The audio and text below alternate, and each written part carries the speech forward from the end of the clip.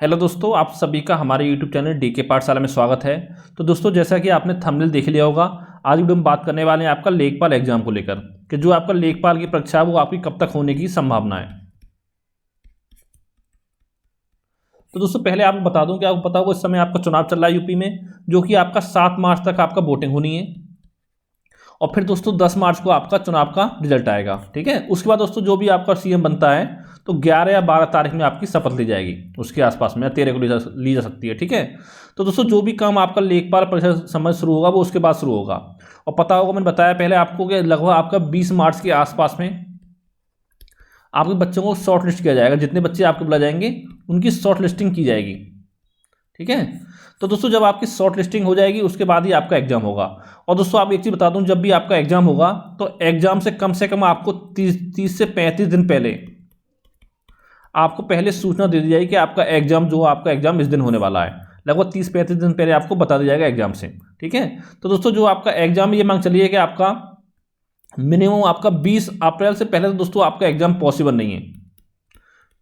20 अप्रैल से पहले नहीं होगा एग्जाम, ये चीज़ आपको अच्छे से समझनी होगी।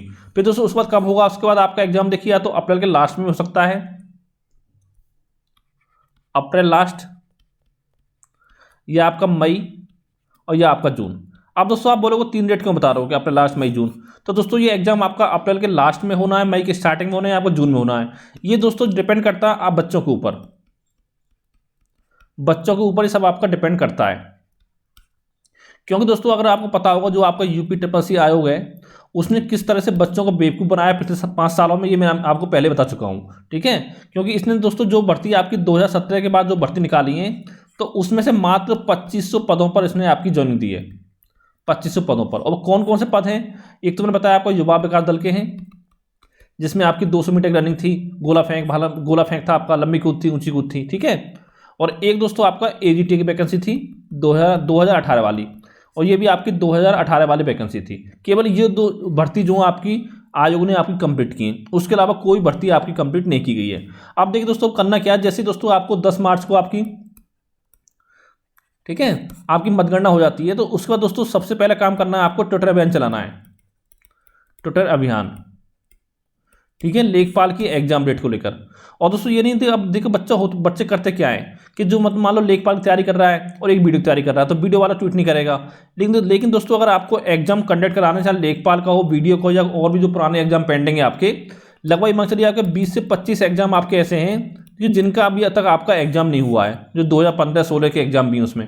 ठीक है, तो अगर दोस्तों ये एग्जाम सब आपको एग्जाम की डेट घोषित करानी है तो आपको ट्विटर अभियान चलाना पड़ेगा पहले। अगर इससे कुछ नहीं होता है तो फिर दोस्तों आपको UPSSC जो आयोग के बाहर आपको धरना प्रदर्शन करना होगा।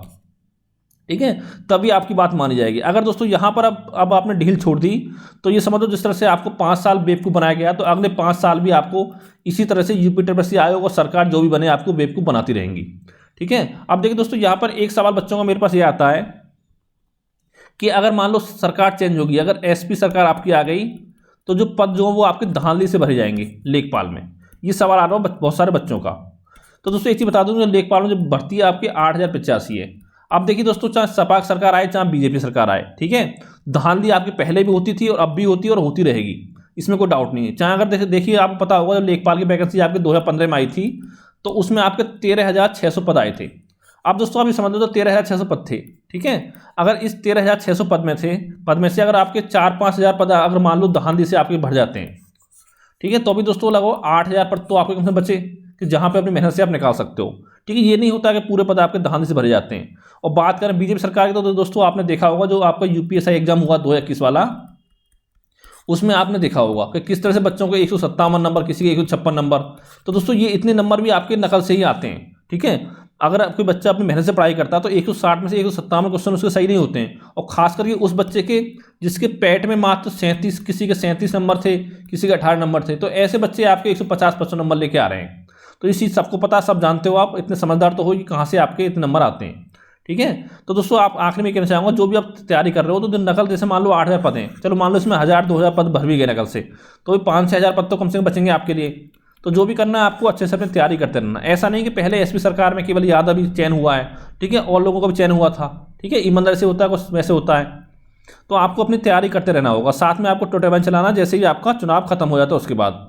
तो जितनी जल्दी आपका एग्जाम होगा उतनी जल्दी आपका रिजल्ट आएगा, उतनी जल्दी आपको जॉइनिंग मिल जाएगी। और नहीं हो सकता है ये भर्ती को आपको फंसा दे, लंबा खींच ले जाएं। ठीक है, तो दोस्तों यही आपको जानकारी देनी थी। तो थैंक यू फॉर वॉचिंग।